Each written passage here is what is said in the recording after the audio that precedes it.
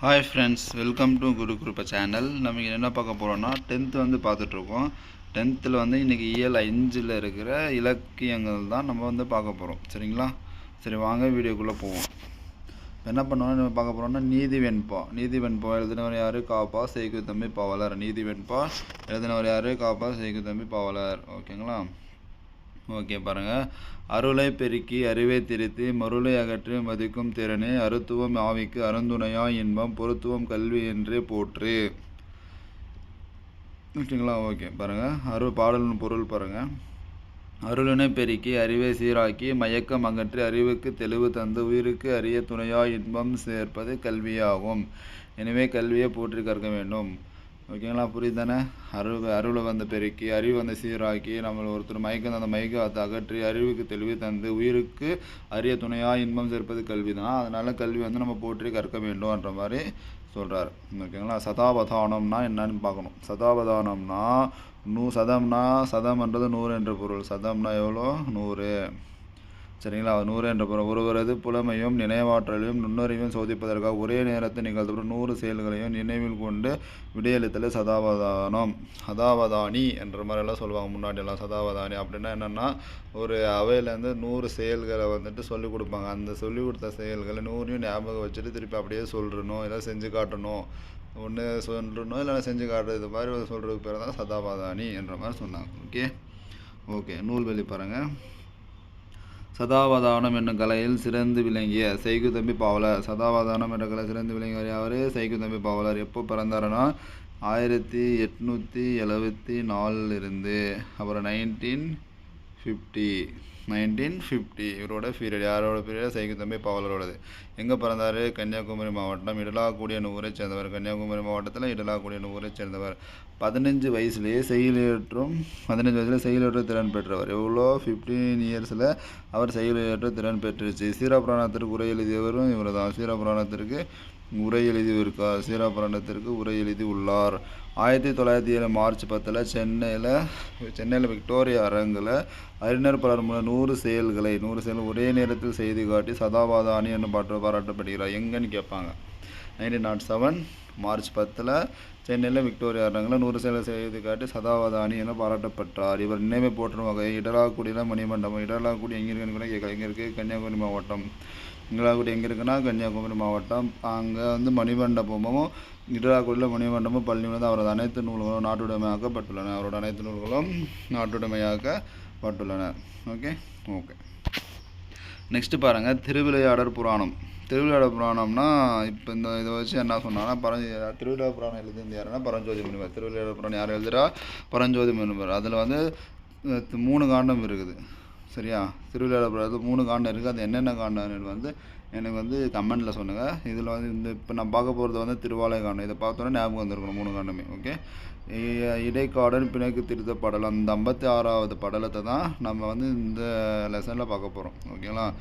Okay, இது அப்படியே ஓரளவு சொல்கிறேன்னா எதுக்காக சொல்கிறேன்னு பாருங்கள். பாண்டி நாட்டில் குசேல பாண்டியன் இன்னொரு மன்னன் இருந்தார். அவர் வந்து தமிழ் புலமை சிறந்து விளங்கினார். அதனால் கபிலரோட நண்பர் என்னன்னா ஒரு இடைக்காடன் ஒருத்தர் இருப்பார். கபிலரோட நண்பரான இடைக்காடனார் என்ற ஒருத்தர் இருப்பார். அவர் வந்துட்டு நம்ம குசேல மன்னனோட அரசவைக்கு போயிட்டு ஒரு பாடல் வந்து பாடுறாரு. சரிங்களா? அந்த பாடல் வந்து பாடிருந்தாலும் அந்த மன்னர் வந்து எந்த மைண்டில் இருந்தாரோ தெரியல. அவருக்கு அதுக்கு எதுவும் அசைவும் இல்லாமல் எதுமேலும் அப்படி அமைதியாகவே இருக்கார். அதனால அந்த இடைக்காரனர் வந்துட்டு தன்னோட பாடல் அவமதிச்சிட்டார் இவர் அன்ற மாதிரி நினச்சிட்டு அங்கே வந்து ஒரு கோயில் இருப்பார். சிவபெருமான் இருப்பாருன்னு வச்சுக்கோங்க. ஒரு கோயிலில் சிவபெருமான் இருக்கார். அங்கே போய் முறையிடுறாரு. என்னோடய பாடல் இந்த மன்னர் அவமதிச்சிட்டாரு. இந்த பாடல் அவமதிச்சது என்ன அவமதிக்கல, உன்னை பற்றி தான் நான் பாடல் பாடினேன். அப்போ உன்னையே அவமதித்த மாதிரி அந்த மாதிரி போய் இறைவனுக்கிட்ட முறையிடுறார். அப்போ அந்த இறைவன் என்ன பண்ணுறாருன்னா அந்த இடைக்காரனருக்கு நன்மை பண்ணுறதுக்காக மன்னரோட பண்ண தப்பை வந்து உணர வைக்கணுன்றதுக்காக அவர் வந்து அந்த கடம்பவனன்றது கோயில் வந்து இருப்பார். யார்? இறைவன். அந்த கடம்பவன கோயிலை விட்டு திருவடவாயில் என்ற ஒரு இடத்துல போயிட்டு தங்குறாரு. யார்? இறைவன். அதுக்கப்புறம் அந்த பாண்டிய மன்னன் வந்துட்டு கோயில் வந்து பார்த்தா அங்கே வந்துட்டு சிலை இருக்கும். ஆனால் அங்கே கடவுள் இல்லைன்னு அவர் தெரிஞ்சிடும். அதுக்கு வந்துட்டு அந்த பாண்டிய மன்னன் வந்து கடவுள்கிட்ட என் நாட்டில் நான் ஏதாவது தவம் பண்ணுறது குறைஞ்சிருச்சா, இல்லை மக்கள் வந்து உண்மையாக இல்லையா, நேர்மையாக இல்லையா அந்த மாதிரி கடவுள்கிட்ட போய் கேட்குறாரு. அது கடவுள் வந்துட்டு அந்த மாதிரிலாம் எதுவும் இல்லை, நீ வந்துட்டு இடைக்காரனரோட அந்த இடைக்காரனரோட அந்த பாடலை வந்துட்டு நீ அவமதித்ததுனால இடைக்காரனர் மேலே இருக்கிற அன்புனால தான் நான் இந்த மாதிரி வந்தேன்ற மாதிரி வந்துட்டு கடவுள் வந்துட்டு மன்னர்கிட்ட சொல்கிறாரு. சரிங்களா? அப்போ அந்த மன்னர் வந்து அந்த இடைக்காரனை அழைச்சி சிறப்பு செய்கிறாரு. சிறப்பு செஞ்சு நான் பண்ண தப்பை மன்னிச்சிருங்கன்ற மாதிரி அந்த புலவர்கிட்ட மன்னிப்பு கேட்குறாரு. அந்த புலவரும் அவங்களும் மன்னிச்சிடுறாரு. சரிங்களா? அந்த புலவர் அவரும் மன்னிச்சிட்டு பின்னாடி அந்த கடவுள் வந்துட்டு திருப்பியும் அந்த கடம்பவன கோயிலுக்கு திரும்பி வந்துடுறாரு. ஓகேங்களா? இதுதான் இதில் இருக்கிற சாரி இந்த திருவிளையாடல் புராணத்தில் சொல்ல வர்ற அந்த 56வது படலம் இருக்குல்ல, இந்த பிணக்கு தீர்த்த படலம் சொல்ல வர்ற பொருள். சரியா? இதை தான் இப்போ பார்க்க போகிறோம். சரியா? இது எப்படி பார்க்க போகிறோன்னா, ஒரு பாடல் இந்த பாருங்க, இடைக்கால மன்னனின் நவல் கவிதை படத்தில் இருக்குல்ல, இது ஒன்று பார்த்துட்டு இதுக்கு பொருள், அதே மாதிரி ஒன்று செகண்ட் லைன் பார்த்துட்டு பொருள். இந்த மாதிரி படிக்கும்போது நம்மளுக்கு என்ன அந்த பொருள் புரிஞ்சிடும் நல்லா. மொத்தமாக ஒரே வாட்டி படிச்சுட்டு மொத்தமாக அந்த மாதிரி படிக்கலாம். ஆனால் அந்த மாதிரி படிக்கும்போது பொருள் நல்லா புரியும். இந்த லைனுக்கு இந்த மீனிங் வருமான்ற மாதிரி புரியாது. ஓகேங்களா? சரி, போங்க, டைம் வேஸ்ட் பண்ண வேணாம், வாங்க வீடியோக்குள்ளே போவோம். ஓகே. இடைக்காடனர் மன்னனும் அவையில் கவிதை படிக்கிறார் போயிட்டு. ஓகேங்களா? கலிந்த பெரும் கேள்வினான் என கேட்டு முழுது உணர்ந்த கபிலன் தன்பால் பொலிந்த பெரும் காதல் மிகு கேண்மையினால் இடைக்காட்டு புலவன் தென் சொல் பொலிந்து அரசன் தன்னை காண்டும் எதை தொடுத்த பணுவலோடு மூறி தீம்தேன் வலிந்து ஒழுகு தாரானை கண்டு தொடுத்து உரைப்பணுவல் வாசித்தானால். ஓகேங்களா? உரைப்பணுவல் வாசித்தான் ஆள். கேள்வி நான் என்னது நூல் வல்லான், கேண்மை நான் என்னது நெற்பினான். கேள்வி நான் என்னது நூல் வல்லான், கேண்மை நான் என்ன நட்பினான். ஓகேங்களா? ஓகே, அங்கே பாருங்கள், முதல் பாடலுக்கான மீனிங்கு. சேல பாண்டியன் என்னும் பாண்டிய மன்னன் மிகுந்த கல்வி அறிவு மிக்கவன் என கற்றோர் கூற கேட்டார் இடைக்காடனர் என்னும் புலவர். கலைகளை முழுவதும் உணர்ந்த நண்பர் கபிலனின் அன்பு கொண்ட அப்புலவர் மிகவும் இனிய தேன் ஒழுகும் வெப்பமாலையை அணிந்த பாண்டியனின் அவைக்கு சென்று தன் இயற்றிய கவிதையை படிக்கிறார். இந்த குசேல மன்னன் வந்து மிகுந்த கல்வியறிவு மிக்கவர் என கேட்டு இடைக்காடனர் வந்து அவரோட அரசவைக்கு போயிட்டு ஒரு கவிதையை படிக்கிறாரு. இவ்வளோ தான் இது ஃபஸ்ட் லைனு. ஓகே, புரிஞ்சா? ஓகே, பாருங்க. இப்போ செகண்ட் பாடமா, மன்னன் தன் புலமையை மதிக்காமை குறித்து இறைவனிடம் முறையிடல். சந்ததியில் வீழ்ந்திருந்த தமிழறியும் பெருமானே, தன்னை சார்ந்தோர் நல்நிதியே திரு ஆலவாய் உடைய நாயகனே, நகுதார் வேம்பன் பொன்னிதி போல் அளவு இருந்த கல்வியும் மிக்கு உளன் என்று புகழை கேட்டு சொல் நிறையும் கவி தொடுத்தேன் அவமதித்தான் சிறிது முடி துலக்கான் ஆகி. ஓகேங்களா? மன்னர் வந்து அவமதிச்சிடறாரு. தாரண மாலை முடினா தலை. தாரண மாலை முடின்றது என்னது? தலை. ஓகே, பொருள் பார்ப்போமா? இடைக்காடனார் இறைவன் திருமுன் விழுந்து வணங்கி, தமிழறியும் பெருமானே, அடியாருக்கு நல்நிதி போன்றவனே, திரு ஆலவாயில் உரையும் இறைவனே, அழகிய வெப்பமலர் மாலையை அணிந்த பாண்டியன் பொருட்செல்வத்தோடு கல்வி செல்வம் மிக உடையவன் என கூற கேட்டு அவன் முன் சொற்சுவை நிரம்பிய கவிதை பாடினேன். அவனோ சிறிதேனும் சுவைத்து தலையாமல் புலமையை அவமதித்தான். என்னோட புலமையை அவமதிச்சிட்டான் பாண்டிய மன்னன்ற மாதிரி இறைவன்கிட்ட போய் முறையிடுறாரு. ஓகே, புரியுதா? ஓகே, நெக்ஸ்ட் மூணாவது பாருங்கள். மூணாவது பாடல். என்னை இகழ்ந்தனோ சொல்வடிவான் என் இடம்பிரியா இமைப்பாவை தன்னையும் தன் பொருளான உன்னையுமே இழந்தான். என்னை மட்டும் மன்னன் இகழலை, அதோட உருவமாக இருக்கிற உன்னையே இகழ்ந்தான். என்னை தனக்கு யாது எண்ணாம் உன்னை மொழிந்து இடைக்காடன் தனியாத முனிவு ஈர்ப்ப முந்தி சென்றான். அன்ன உரை திருச்செவியின் ஊறுபாடின உரைப்பு அருளின் மூர்த்தி. முனிவுனா சினம். ஓகே, வாங்க பொருள் பார்ப்போம். மூணாவது பொருள் பாருங்கள். இடைக்காடனார் இறைவனிடம் பாண்டியன் என்ன இகழவில்லை, சொல்லின் வடிவாக உன் இடப்புறம் வீட்டிற்கும் பார்வதி தேவியும் சொல்லின் பொருளாக விளங்கும் உன்னையுமே அவமதித்தான் என்ன சினத்துடன் கூறிட்டு போயிறாரு. சினத்துடன் கூறி சென்றார். சொல் அந்த போர் செல்லிட்டு அவர் சொன்ன சொல் வந்து வேறுபடை போல் இறைவனோட திருச்செவியில் போய் சென்று தைத்தது. ஓகேங்களா? இறைவனோட காதலை போய் அவர் சொன்னது அப்படியே விழுந்துருச்சு. ஓகே, நெக்ஸ்ட்டு 4வது இறைவன் கோயிலை விட்டு நீங்குது. அந்த மாதிரி சொல்லிவிட்டு இடைக்காரனர் போயிடுறாரு. அதுக்கப்புறம் இறைவன் வந்து கோயிலை விட்டு நீங்கிறாரு. அது என்ன பார்ப்போமா? போன இடைக்காரனுக்கும் கபிலனுக்கும் அகத்துவகை பொழியுமாற்றான் ஞானமாகிய தன் லிங்க உருவை மறைத்து உவமையாம் நங்கையோடும் வானவர் தம் பிரானிலிருந்து புறம் போய்ந்தான் கோயிலில் நேர் வடபால் வையை ஆன நதி தென்பாலோர் ஆலயம் கண்டு அங்கு இனிது அமர்ந்தான் மன்னோ. ஓகே, அகத்துவகைனா மன மகிழ்ச்சி, அகத்துவகைனா மன மகிழ்ச்சி. ஓகே, 4th பார்ப்போமா? என்ன மீனிங் சொல்லியிருக்காரு? கோயிலை விட்டு வெளியேறிய இடைக்காடனருக்கும் அவர் நண்பருக்குமான கபிலருக்கும் மன மகிழ்ச்சி உண்டாக்க நினைத்தார் இறைவன். ஞானமாகிய தம்முடைய லிங்க வடிவத்தை மறைத்து உமாதேவியரோடும் திருக்கோயிலை விட்டு வெளியேறி நேர் வடக்கே வையை ஆற்றில் தென்பக்கத்து ஒரு திருக்கோவிலை ஆக்கி அங்கு சென்று இருந்தார். ஓகே, அவங்களுக்கு வந்து இடைக்காடனர் கபிலர் நன்மை செய்கிற மாதிரி அந்த கடம்பவன கோயிலை விட்டு வெளியே திருவாடவாயில் கோயிலில் போயிட்டு தங்கியிருக்கார் இறைவன். ஓகேங்களா? ஓகே, நெக்ஸ்ட்டு 5வது பாருங்கள்.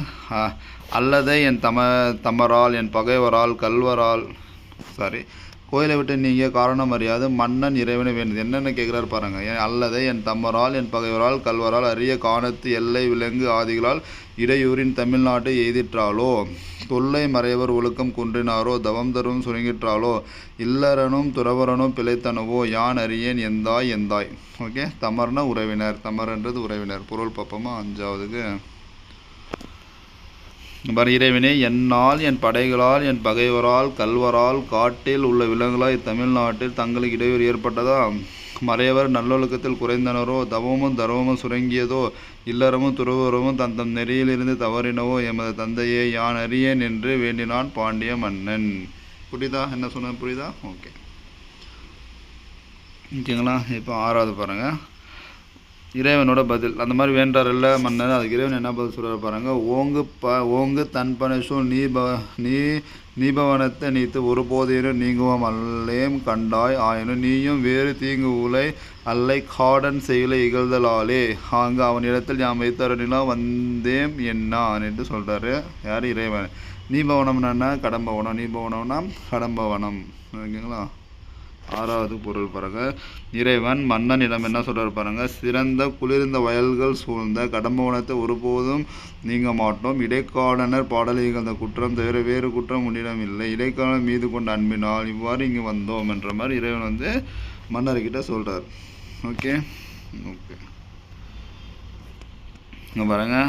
மன்னன் வந்து அப்புறம் இறைவன் வந்து மன்னன்கிட்ட சொல்லிடுறாரு. அப்புறம் மன்னன் என்ன சொல்றாரு பாருங்க. மன்னன் தன் பிழையை பொறுத்து அருளுமாறு இறைவனிடம் வேண்டுதல். பெண்ணினை பாகம் கொண்ட பெருந்தகை பரமயோகி விண்ணிடை மொழிந்த மாற்றம் மீனவன் கேட்டு வானோர் புண்ணிய சிறியோர் குற்றம் பொறுப்பது பெருமை அன்றோ எண்ணிய பெரியோருக்கு எண்ணா ஏத்தினான் இறைஞ்சினானோ. மீனவன்னா பாண்டிய மன்னன். ஓகேங்களா? இதில் என்ன சொல்லியிருப்பார் பார்ப்போமா? பாருங்க. வானிலிருந்து ஒலித்த இறைவனின் சொற்கேட்டு பாண்டியமன் உமையை ஒரு பாகத்திற்கொண்ட மேலான பரம்பொருளே புண்ணியவனே, சிறியவர்களின் குற்றம் பொறுப்பது பெரியவர்களுக்கு பெருமை அல்லவா என்று தன் குற்றத்தை பொறுக்க வேண்டி போட்டினான். அந்த மாதிரி நான் வந்து தப்பு பண்ணிட்டேன், நான் சிறியவங்களுக்கு குற்றத்தை பொறுக்கிறது பெரியவங்களோட பெருமை இல்லவா, என் குற்றத்தை பொறுத்து கொள்ளுமாறு கேட்குறாரு. யார்? இறைவன் வந்து மன்னர் வந்து இறைவன்கிட்ட கேட்குறாரு. ஓகே, நெக்ஸ்ட்டு பாருங்கள். 8வது மன்னன் வந்து புலவருக்கு மரியாதை அந்த மாதிரி சொல்லிட்டு அந்த புலவருக்கு வந்து மரியாதை பண்ண போகிறேன். எந்த புலவர்? இடைக்காடனர். என்ன சொல்கிற பாருங்க. விதிமுறை கதலி பூகம் கபரிவாள் விதானம் தீபம் புதியதோர் நிறைநீர் கும்பங் கதலிகை புனைந்த மன்றல் கதிர்மணி மாட தம்போர் சேர்க்கை மேற்கற்றோர் சூழ மதிபுனை காடன் தன்னை மங்கள அணிசை தேற்றி. சரிங்களா? கவரினா என்னது? சாமரை. கவரி மாவன் முடிவில் செய்த விசிறியாக அரசு சின்னம் தான் கவரினா சாமரை. ஓகே, இது பொருள் பார்த்துட்டு வருவோமா? வாங்க பாருங்க. மன்னனது மாளிகை வாழையும் கமுகும் சாமரையும் வெண்ணிற மேல் விதானமும் விளக்கும் உடையது. அன்றலர்ந்த மலர்களால் துடைத்த மாலை பூரண கம்பக்கொடி ஆகியவற்றால் ஒப்பனை செய்யப்பட்டது. போற்றத்தக்க ஒளியுடைய மணிகள் பதிக்கப்பட்டது. அங்குள்ள புலவர்கள் சூழ அறிவு அணிகலனாய் போன்ற இடைக்காடனரை மங்களமாய் ஒப்பனை செய்து பொன் இருக்கையில் விதிப்படி அமர்த்தினான். அந்த மாதிரி இந்த மாதிரி வந்து இடைக்காடனருக்கு வந்துட்டு அன்பு சேர்க்க அவரை கூப்பிட்டு இந்த மாதிரி பூரண கும்பம் ஒப்பனை செய்து அதில் வந்து அமர்த்துறாரு. யார்? மன்னர் வந்து இடைக்காடனர். ஓகேங்களா? ஓகே, நெக்ஸ்ட்டு 10th தான். 9th லாஸ்ட் பாடல் பாருங்கள். மன்னன் புலவரிடம் மன்னிப்பை வேண்டுதல். புண்ணிய புலவீர் யான் இப்போல் இடைக்காடனருக்கு பண்ணிய குற்றம் எல்லாம் பொறுக்க என்ப பரவித் தாழ்ந்தான் நுண்ணிய கேள்வியோரம் மன்னா நீ நுவன்ற சொல்லாம் தண்ணிய அமுதால் எங்கள் கோபத்தை தணிந்தது என்னா. நுவன்ற சொல்லிய என்னான்றது அசைச்சொல், நுவன்ற சொல்லிய என்னான்றது அசைச்சொல். ஓகே, வாங்க பொருள் பார்ப்போமா. பாண்டியன் புண்ணிய வடிவான புலவர்களே, நான் இடைக்காடனருக்கு செய்த குற்றத்தை பொறுத்து கொள்ள வேண்டும் என்று பணிந்து வணங்கினான். நுண்ணிய கேள்வியறிவுடைய புலவர்களும் மன்னா நீ கூறிய அமுதம் போன்ற குளிர்ந்த சொல்லால் எங்கள் சினமானத்தை தணிந்தது. ஓகே, நீ இந்த மாதிரி இடைக்காடர் பண்ண குற்றத்தை நாங்கள் பொறுத்தருளியுமாறு என்று மன்னன் புலவர்கிட்ட கேட்குறாரு. நீங்கள் சொன்ன சொல்லி எங்களோட கோபத்தை தணிந்துடுச்சு என்ற மாதிரி சொல்கிறார் புலவர்கள். ஓகே ஓகே ஓகே நெக்ஸ்ட் பாருங்கள். அந்த பாடல் முடிஞ்சிச்சு. இலக்கண குறிப்பு பாருங்கள். கேள்வினான் என்ன வினையாளனையும் பெயர். காடனுக்கும் கபிலனுக்கும் ஏற்கனவே சொன்னிருக்கும் முன்னதான் எண்ணுமை. பகுப்பத உறுப்பு இலக்கணம்.